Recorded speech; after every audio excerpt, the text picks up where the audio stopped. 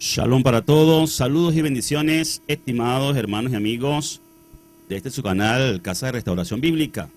Hoy vamos a comenzar a hablar acerca de este tema del Yom Kippur y el Mesías, es decir, vamos a hablar hoy acerca del entendimiento mesiánico del día del Yom Kippur.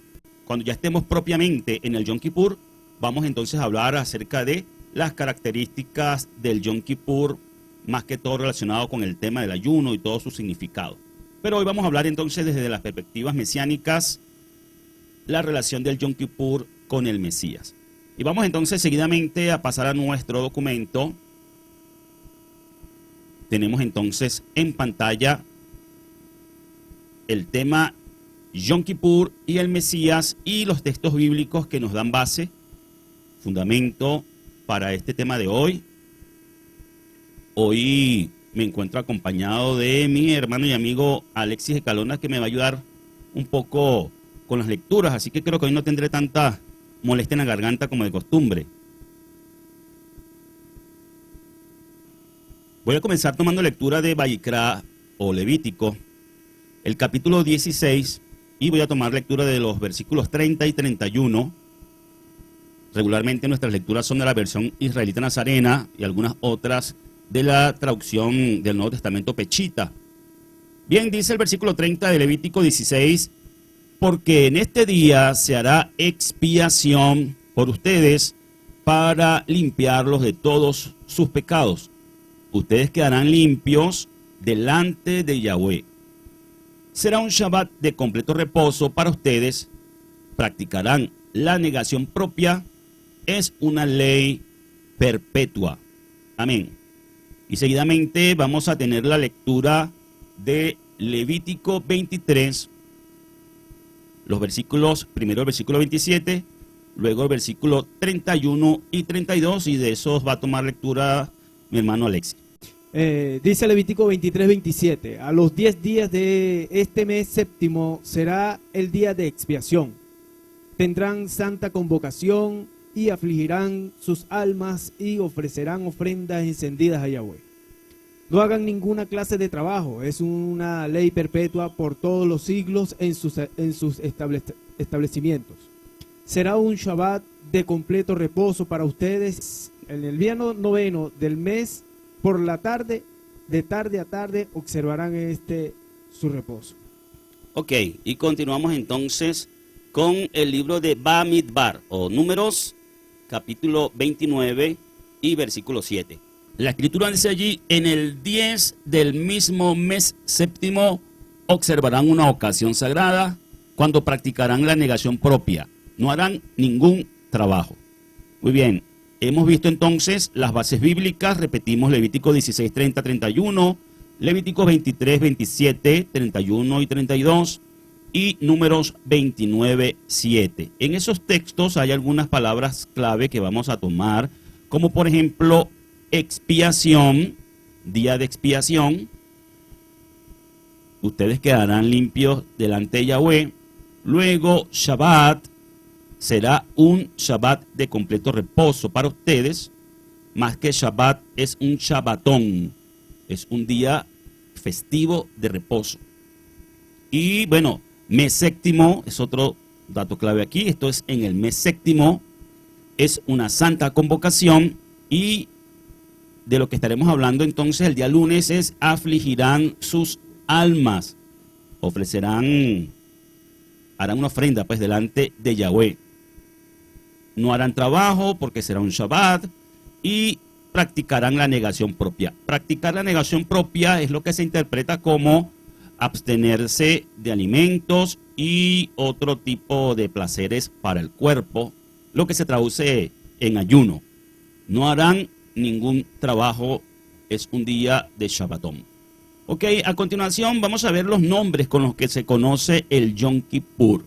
3 nombres con los que se conoce tradicionalmente el día de Yom Kippur son los siguientes. Primero, Yom Kippur, día de expiación. Segundo, el día o el gran día. Y tercero, el ayuno. Diríamos que el ayuno en palabras mayúsculas y el día o el gran día en palabras mayúsculas son nombres entonces tradicionales con los que se conoce el día del Yom Kippur, pero el más relacionado con el sentido de la palabra Yom Kippur es el día de expiación. Yom Kippur o el día de expiación cae al día 10 del mes séptimo, conocido en la tradición rabínica como Tisri, y trae a su cierre los días de penitencia que se iniciaron con la fiesta anterior de Yom Teruah. Esto se relaciona con la costumbre del pueblo judío de que desde Yom Teruah, que fue la conmemoración que tuvimos hace poco, el día primero del mes, Yom Teruah inicia entonces en la costumbre judía 10 días de penitencia que son de preparación para el día de expiación. Es decir, se acostumbra en el pueblo judío que estos 10 días entre el comienzo del séptimo mes y el día 10º sean días como de introspección, días de irse poniendo a cuentas y preparándose para el día de la expiación, donde se espera un veredicto para lo que es como la sentencia del fin del año.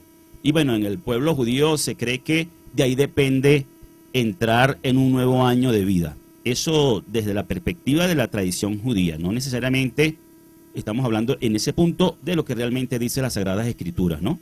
Ahora bien, la traducción al castellano de Yom Kippur es Día del Perdón o Día de la Expiación. Y para muchos la palabra expiación es un poco vaga, no ilumina el significado de esa celebración. Así que Kippur viene del hebreo, que se deriva de la palabra kafar, viene derivada del hebreo. La palabra kafar en hebreo se traduce como cubrir.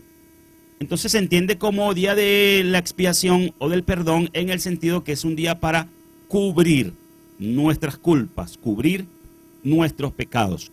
Y volviendo un poco al punto anterior, es importante siempre fijarnos en lo que la Escritura dice y compararlo con lo que la tradición judía establece y lo que practican los judíos y hacer diferencia entre una cosa y otra. Aquí mencionamos siempre algunos de los elementos de la tradición del pueblo judío para que conozcamos lo que hacen los judíos en los días festivos, pero siempre acotamos y enfatizamos que es el texto sagrado de la Torá lo que realmente es un mandamiento y nos establece específicamente lo que debemos hacer. Todo lo demás es complemento que practican los judíos o el que quiere asumir esa tradición, que no necesariamente es mandamiento, ni mucho menos es obligatorio. ¿Ok? Ahora vamos al punto del entendimiento del servicio sacerdotal en Yom Kippur. Yom Kippur es un tema íntimamente relacionado con el sacerdocio levítico. Mediante el sacerdocio levítico en Yom Kippur se expiaban los pecados cometidos durante el año que terminaba.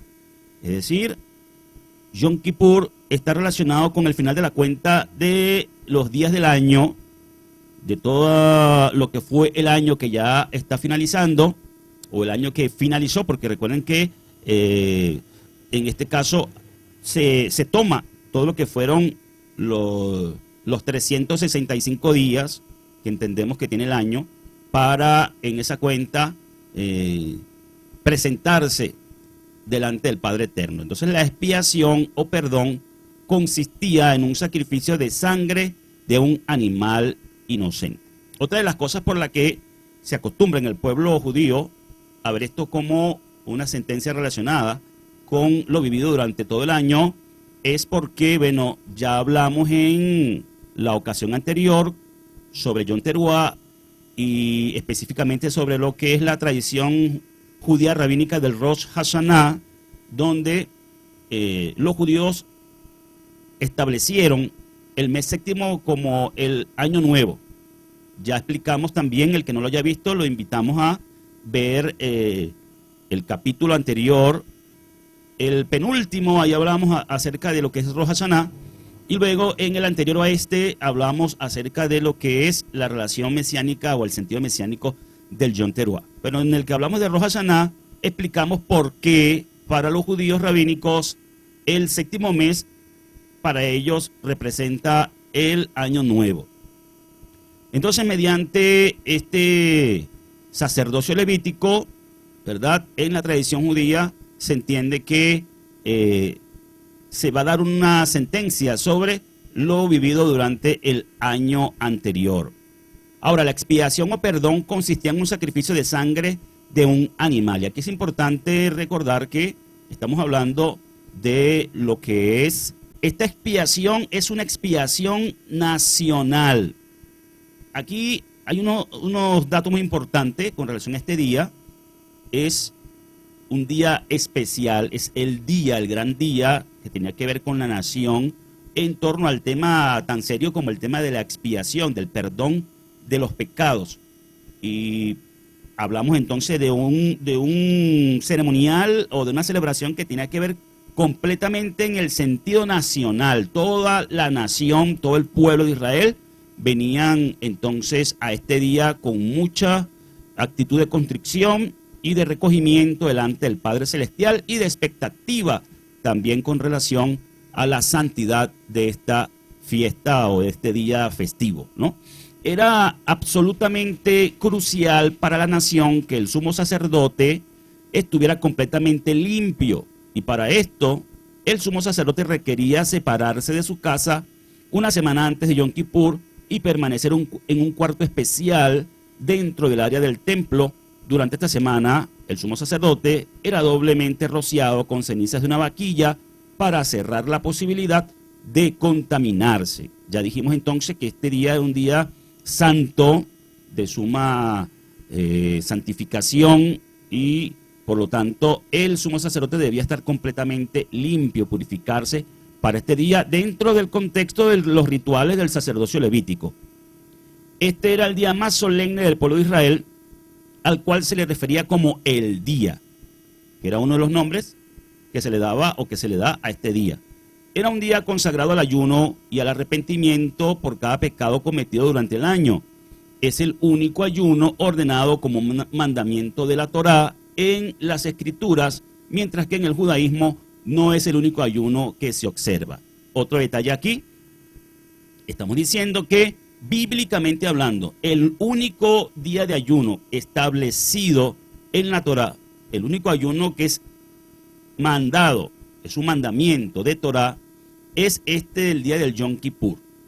Y a diferencia de esto, pues en el judaísmo, en el pueblo judío, se observan distintos ayunos.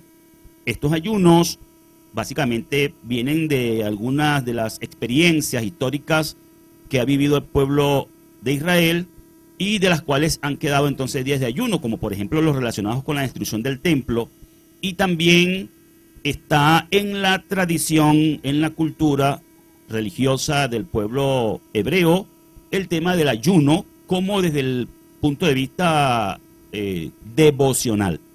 Así que también la Escritura nos muestra el ayuno devocional, pero no lo establece exactamente como un mandamiento, sino más bien como una práctica, como un ejercicio devocional, un ejercicio espiritual para el hombre piadoso. Muy bien, vamos ahora al entendimiento mesiánico del Yom Kippur, que es el tema central de este día, el entendimiento mesiánico. Yeshua durante su primera venida figuró como un tipo, una especie de macho cabrío, hablando en lenguaje metafórico, que se dio a sí mismo como una ofrenda de expiación de pecados por nosotros, transfiriendo Yahweh todos los pecados del mundo sobre él, es decir, todos los pecados de la humanidad sobre él. Hay una figura entonces simbólica, metafórica, ¿verdad?, de la persona de Yeshua con la víctima del sacrificio, con el corbán, con la ofrenda, con el animal puro que se ofrecía en sacrificio para el perdón del pueblo de Israel. Entonces, el primer entendimiento que tenemos es el entendimiento mesiánico. Por allá nos dice Juan que el Mesías es el Cordero de Elohim que quita el pecado del mundo. Pero Isaías, el profeta Yeshayá, en el capítulo 53, vamos a tomar lectura de los versículos 3, 5 y 6, y esa lectura la va a tener el hermano Alex. Fue despreciado, desechado por los hombres, varón de sufrimientos, familiarizado con la enfermedad, como uno que esconde su rostro de nosotros, fue menospreciado y lo estimamos como nada. Pero Él fue herido por nuestros pecados, molido por nuestras maldades. Llevó el castigo que nos restauró, y por sus heridas fuimos nosotros sanados. Todos nosotros nos descarriamos como ovejas, cada cual siguió su propio camino, y el eterno Yahweh castigó sobre él la culpa de todos nosotros. Este es un capítulo de la Escritura, de los profetas, en este caso de Isaías, donde nuestro entendimiento, como todos los que creemos que Yeshua es el Mesías, es de que este pasaje es una voz profética, una muestra, una proyección profética hacia la persona de Yeshua. Sabemos que los que rechazan a Yeshua como el Mesías, específicamente el pueblo judío y quienes, judíos rabínicos y quienes siguen su misma corriente, pues rechazan esta forma de entendimiento mesiánico y aplican este capítulo de las Escrituras a el propio pueblo de Israel. Bueno, nosotros respetamos lo que crean o interpreten todos, y especialmente los judíos en este caso, pero es nuestra posición y muy firme la de ver aquí un anuncio profético con relación a la persona de Yeshua el Mesías y cómo fue él molido por nuestras maldades y cómo llevó el castigo para que nosotros fuésemos sanados de el poder del pecado que lleva a la muerte. Tenemos más textos bíblicos y vamos a tomar lectura de primera carta de Pablo a los Corintios, el capítulo 15, versículo 3, donde nos dice, en primer lugar, les he enseñado lo que también recibí, que el Mashiach murió por nuestros pecados conforme a las Escrituras.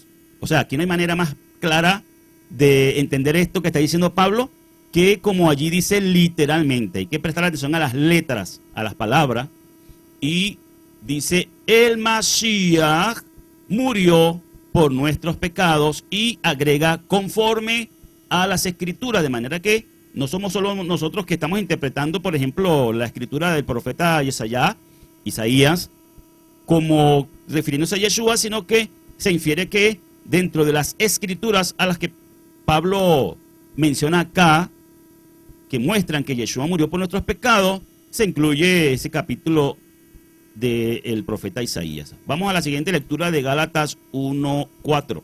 Quien se dio a sí mismo por nuestros pecados, de este modo nos libró de la presente era malvada, conforme a la voluntad de nuestro Elohim y Padre. Se dio a sí mismo por nuestros pecados. Lo dice nuevamente Pablo, ahora escribiendo a los Gálatas. Y Hebreos 2:17 nos dice, por eso tenía que hacerse en todo semejante a sus hermanos. Y aquí quiero resaltar esta parte, este texto, y hacer un paréntesis, porque cada vez que encuentro un texto donde se nos muestra la persona del Mesías y claramente se nos muestra que él no es Yahweh, siempre lo enfatizo. Hebreos 2:17 dice que se hizo semejante a sus hermanos. Se hizo semejante a sus hermanos, y sus hermanos, refiriéndose al pueblo de Israel, no eran divinos, ¿sí? Así que el Mesías era un hombre, es un hombre, solo que ahora es un hombre glorificado, un hombre con naturaleza divina, pero no era un hombre divino cuando estaba en la tierra ejerciendo su ministerio, enviado por el Padre para ser su mensajero. Repito entonces, Hebreos 2:17 dice, por eso tenía que hacerse en todo semejante a sus hermanos, para venir a ser un sumo sacerdote misericordioso y fiel en el servicio delante de Elohim. Quiere decir que cuando el Mesías estuvo en la tierra estaba ejerciendo un ministerio, y ese ministerio incluía la parte sacerdotal para expiar los pecados del pueblo, ¿verdad? Ese contexto se complementa con su resurrección. Primero, la muerte tiene que ver con esa relación que antes dijimos en el primer punto, el entendimiento mesiánico de lo que es Yeshua como el Cordero de Elohim que quita el pecado del mundo, pero luego, es decir, hay como dos roles en este caso. Primero, en su muerte funge simbólicamente como el Cordero, y luego de su resurrección comienza su ejercicio como sumo sacerdote. Así que estamos completos en él. Las escrituras también dan testimonio de que Yeshua era el sumo sacerdote, no solamente lo compara con el Cordero. El propósito mesiánico del día de expiación es enseñarnos acerca de Yeshua, quien se entregó a sí mismo para expiar nuestros pecados. Es decir, estamos viendo la relación de la expiación y especialmente del día de expiación con la persona y el ministerio del Mesías Yeshua. Vamos a leer los siguientes textos, capítulo 7 de la carta a los Hebreos. Vamos a leer versículos 26 y 27. Porque en verdad nos convenía tal sacerdote, puro, sin maldad, sin mancha, apartado de los pecados y exaltado más alto que los cielos. Él no necesita como los otros sumos sacerdotes ofrecer cada día sacrificio, primero por sus propios pecados y luego por los del pueblo, porque esto lo hizo una vez para siempre, ofreciéndose a sí mismo. Ok, miren lo interesante aquí, mis estimados hermanos y amigos. Miren, vuelvo de nuevo a que veamos la real persona del Mesías en este sentido. Fíjense que la Escritura nos muestra claramente, lo dice claramente, que el Mesías Yeshua es el sumo sacerdote, pero también se ofreció a sí mismo. Es decir, no hay contradicción. Lo dice claramente las Escrituras que el Mesías cumplió los dos roles, el de la ofrenda y el del sacerdote que presenta la ofrenda delante de Yahweh. Es decir, no hay ofrenda más excelsa que la del Mesías que se entregó a sí mismo como el Cordero, siendo él el sacerdote. Mientras que no hay un texto en las Escrituras que diga con esta claridad que Yeshua es Yahweh mismo. Porque imagínense la gran contradicción de que entonces Yeshua es el Cordero, es el sumo sacerdote y también es el Dios a quien se le da la ofrenda. Entonces yo aquí sí creo que se pierde el sentido. Es totalmente aceptable que el sacerdote se entregue como ofrenda, pero ya que se entregue como ofrenda a sí mismo es como una locura, no sé, no le encuentro sentido. Hay un Elohim vivo, verdadero, el único soberano del universo, y el Hijo se hizo semejante a sus hermanos, es decir, totalmente humano. El Hijo, como humano, se entregó a sí mismo. Y es luego de ser la ofrenda que Él también asume ese rol de sumo sacerdote, exaltado más alto que los cielos. Ahora mismo está sentado, según dice la Escritura, a la diestra de la majestad en las alturas. Entonces la Escritura sí nos dice aquí claramente que Yeshua es al mismo tiempo sacerdote y fue la ofrenda, y no hay ningún texto que diga con tanta claridad de esta manera que Yeshua sea Yahweh mismo en carne, o Yahweh hecho carne, como se ha transmitido por generaciones en toda la corriente cristiana nicena hasta el día de hoy, y que lamentablemente se mantiene en muchos grupos que aún sostienen esta doctrina dentro del contexto de raíces hebreas. Y bueno, con respeto a todas esas personas y hermanos que piensan o entienden de esta manera, nosotros siempre hacemos énfasis en que notemos en las Escrituras textos como estos que nos dejan estas cosas muy, muy claramente, ¿verdad? Él no necesitó entonces, como los demás sumos sacerdotes, ofrecer a un animal cada día, sino que él hizo una sola ofrenda y fue su propia vida en sacrificio. Vamos ahora a Hebreos 10, 1 al 10, que nos muestra lo que estamos diciendo. Porque siendo que la Torá tiene solo una sombra de los bienes venideros y no la imagen misma de estas realidades, nunca puede, por medio de los mismos sacrificios que se ofrecen continuamente de año en año, perfeccionar a los que se acercan. De otra manera, habrían dejado ya de ofrecerse, porque los que ofrecen este culto, una vez purificados, ya no tendrían más conciencia de pecado. Sin embargo, cada año se hace memoria del pecado con estos sacrificios, porque la sangre de los toros y de los cabros no pueden quitar los pecados. Por lo tanto, al entrar en el mundo, el Mashiach dice, sacrificio y ofrenda no quisiste, pero me preparaste un cuerpo, ofrendas quemadas y sacrificios por el pecado que no te agradaron. Entonces dije, aquí estoy para hacer tu voluntad, oh Elohim, como en el rollo del libro está escrito en mí. Está escrito de mí. Está escrito de mí. Primero dice, sacrificios y ofrendas, ofrendas quemadas y ofrendas por el pecado no quisiste ni te agradaron, cosas que se ofrecen según la Torá. Luego añade, aquí estoy para hacer tu voluntad. Él quita lo primero para establecer lo segundo. Es por esa voluntad que quedamos santificados mediante la ofrenda del cuerpo de Yahushua, el Mashiach, hecha una vez para siempre. Bueno, este capítulo realmente nos muestra con claridad, Hebreos capítulo 10, desde el 1 hasta el 10, nos muestra claramente la relación de Yeshua, el Mesías, con lo que es el sacrificio y el sacerdocio, que tienen que ver directamente con el tema de la expiación por el pecado. Dice claramente que el sacrificio del Mesías no es como el de las víctimas de los korbanín o las ofrendas que se presentaban en el altar, porque él hizo una sola ofrenda que perfeccionaba o que es capaz de perfeccionar, mientras que los animales que eran ofrecidos en sacrificio, si pudieran perfeccionar, no se seguirían entonces presentando. Eso nos dice claramente que Yeshua no necesita estarse sacrificando todos los días, como por ejemplo lo dice la teología de la transubstanciación que profesa el catolicismo, por ponerles un ejemplo.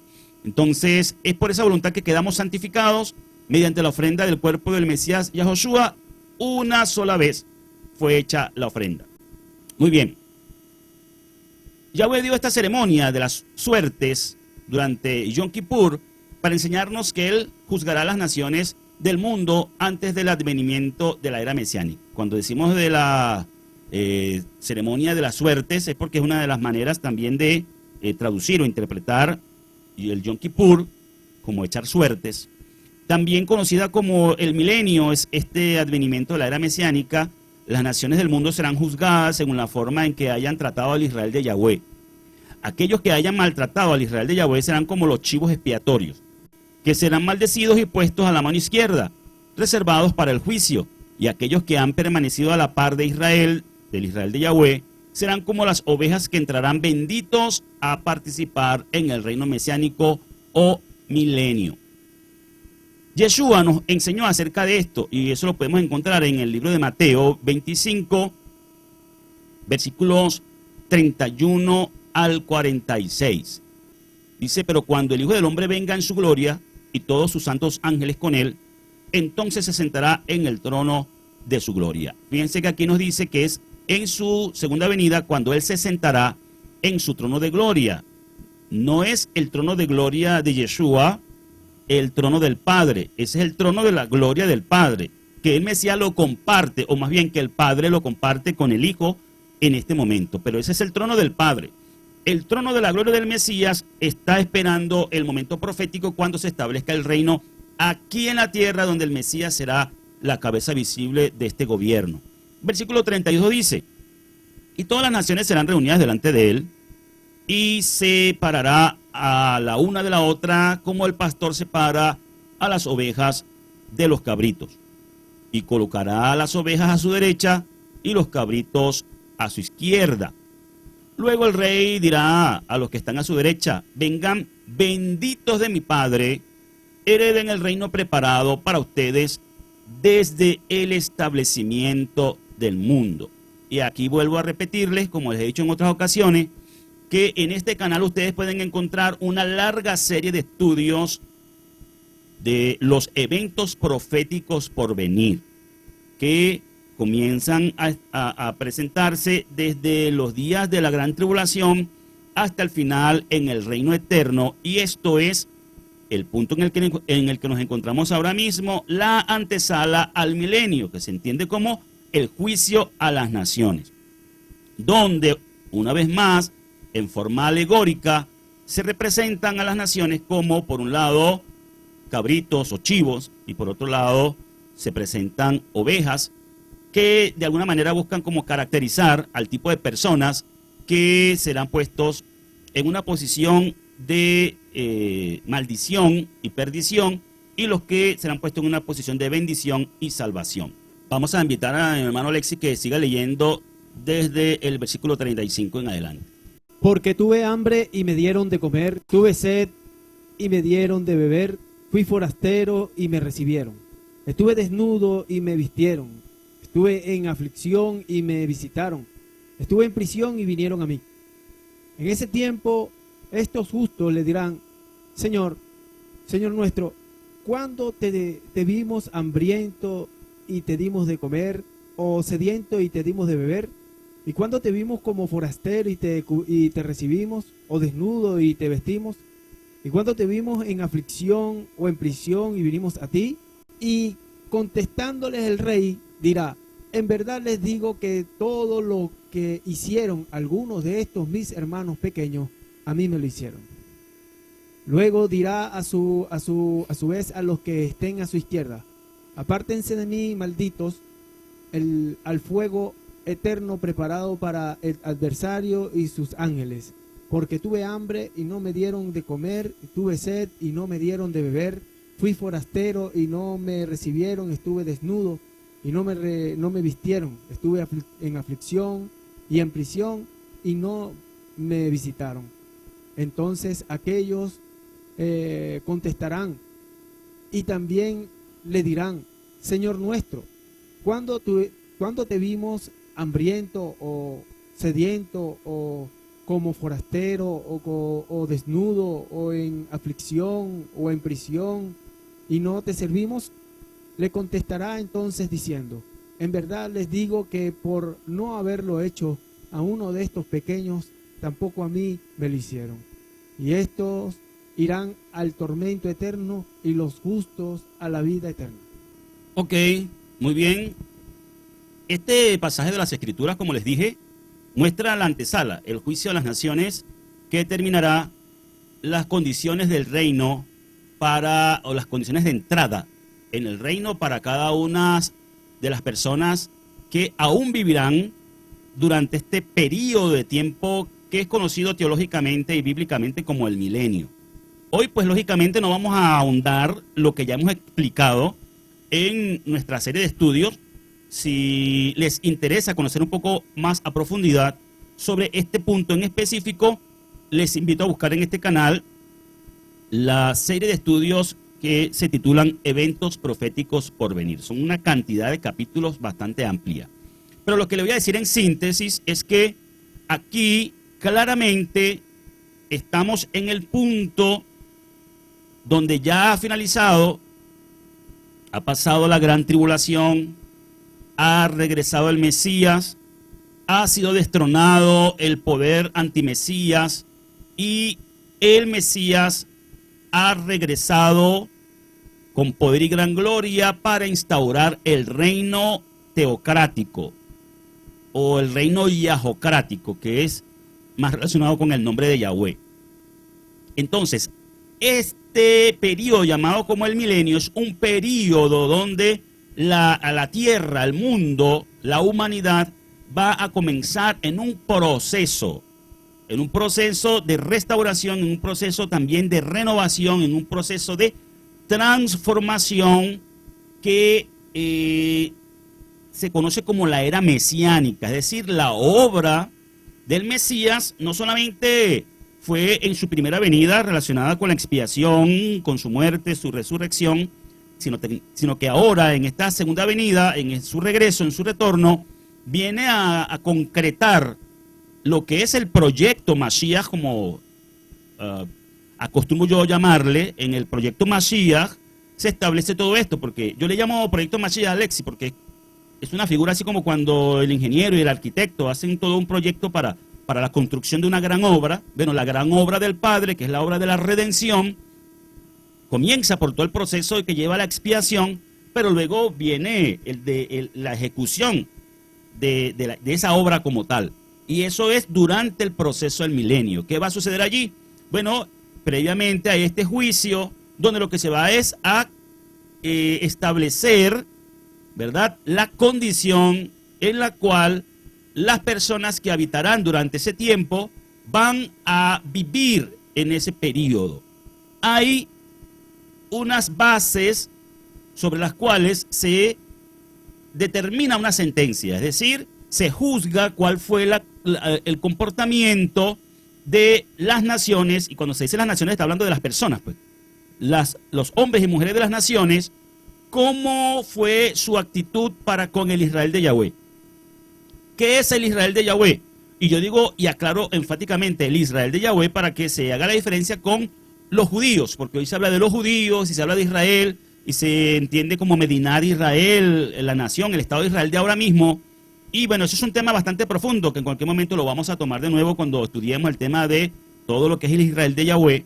Pero en síntesis, todo ese pueblo, porque ya con el regreso del Mesías se reunifica todo esto, ya se supone que para ese momento, en su venida, el pueblo judío rebelde se quita el velo y puede reconocer que Yeshua es el Mesías, y en donde se une el concepto de pueblo y nación, es donde ese concepto de la nación grande, la nación santa, compuesta por las ramas originales de origen israelita y las ramas silvestres de origen gentil, y todos juntos en el Mesías, todos como discípulos del Mesías, todos como pueblo del Mesías, entonces vienen a representar ese Israel de Yahweh que estuvo padeciendo durante los días de la gran tribulación, y específicamente en ese tiempo entiendo yo que es el más directo proféticamente hablando, con el juicio donde se le dirá: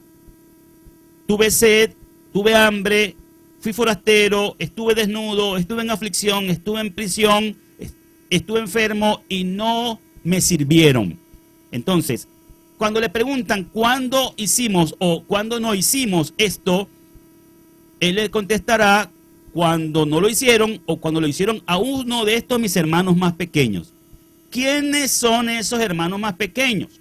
Bueno, son aquellos, entiendo yo, que pasaron por la gran tribulación, y que lógicamente quienes pasarán por la gran tribulación son el Israel de Yahweh, que ya dije cómo se conforma, y al final de la gran tribulación, que se termina con el regreso del Mesías, la recompensa de los justos, además de ser expuestos victoriosos de un extremo del cielo al otro, como narra el capítulo 24 de Mateo, allí ellos recibirán una recompensa, la gran recompensa que es lo macro de la recompensa del Padre en el plano de la redención y la salvación. Ellos son los hermanos más pequeños del Mashiach, y las cabras y las ovejas no tienen nada que ver con el Israel de Yahweh, sino que son los rebeldes, los que trataron mal o no sirvieron bien, o rechazaron o menospreciaron o simplemente ignoraron al Israel de Yahweh que pasaba por la tribulación, mientras que quienes tuvieron el corazón de ser bondadosos y favorecer y servir a quienes sufrían todas estas cosas como hambre, sed, desnudez, prisión, enfermedad, aflicción, como forasteros, ¿verdad?, que andaban huyendo por allí como andan los venezolanos hoy día, huyendo de nación en nación, escapando de la situación política de este país. También en aquel entonces del periodo de la gran tribulación, el Israel de Yahweh andará por allí huyendo, escapando del brazo político, ejecutor de la gran tribulación del sistema antimesías. Entonces gran recompensa recibirán esto, y también quienes favorecieron a ellos durante ese periodo sin ni siquiera saberlo, cuando se ejecute este juicio a las naciones, recibirán gran recompensa. ¿Y cuál es la recompensa? Ellos entrarán bendecidos. Vengan benditos de mi Padre, le dirá el maestro. Mientras que los que no sirvieron recibirán una sentencia de maldición. Por boca del Mesías mismo les dirá: apártense de mí, malditos. Irán estos al tormento y los justos a la vida eterna. Obviamente, como el juicio final aún no ha llegado, es al final del milenio cuando irán estos al tormento eterno y cuando irán los justos a la vida eterna. Es decir, en la segunda resurrección, que también será un periodo semejante al regreso del Mesías, donde los muertos resucitarán, bueno, unos irán al tormento eterno y otros irán a la vida eterna, porque dice la Escritura en el libro de Apocalipsis o Revelación que serán abiertos los libros y el que no se haya inscrito en el libro de la vida será destruido. Eso es básicamente lo que acontecerá en grandes rasgos y en síntesis con todo este proyecto Mashiach, que comienza con la expiación de los pecados, que es el tema del Yom Kippur, pero que se relaciona con la persona del Mesías de esta manera. Nosotros, bueno, hemos llegado en este punto al final de nuestra presentación del día de hoy. Espero que haya sido, como siempre, de valor y de edificación para quienes nos acompañan, y ya nuestra mente está puesta en la víspera del Yom Kippur, y que estaremos entonces el día lunes, Yahweh mediante, nos dé vida y salud, nuevamente por aquí para hablar un poquito más del Yom Kippur, pero ahora sí detenidamente en el contexto del ayuno, de la negación propia y de cómo se observa o cómo observar bíblicamente hablando el Yom Kippur. Por lo demás, muchas gracias por su atención, paz y bendiciones para todos, nos vemos en la próxima. Hasta entonces.